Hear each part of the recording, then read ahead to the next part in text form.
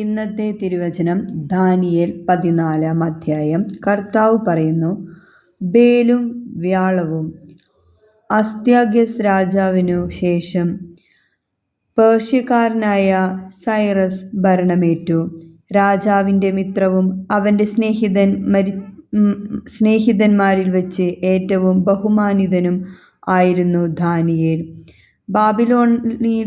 ബാബിലോണിയർക്ക് ബേൽ എന്നുപേരായ ഒരു പ്രതിഷ്ഠയുണ്ടായിരുന്നു.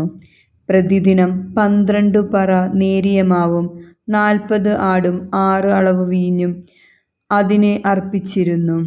രാജാവ് അതിനെ പൂജിക്കുകയും എല്ലാ ദിവസവും അതിനെ ആരാധിക്കാൻ പോവുകയും ചെയ്തിരുന്നു. ദാനിയേൽ തൻ്റെ ദൈവത്തെ മാത്രം ആരാധിച്ചു.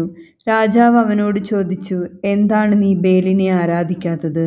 അവൻ പറഞ്ഞു, ആകാശവും ഭൂമിയും സൃഷ്ടിച്ചവനും സകല ജീവജാലങ്ങളുടെയും മേൽ ആധിപത്യമുള്ളവനുമായ ജീവനുള്ള ദൈവത്തെ മാത്രമേ ഞാൻ ആരാധിക്കുകയുള്ളൂ. നമ്മുടെ കർത്താവേ, സ്തുതി.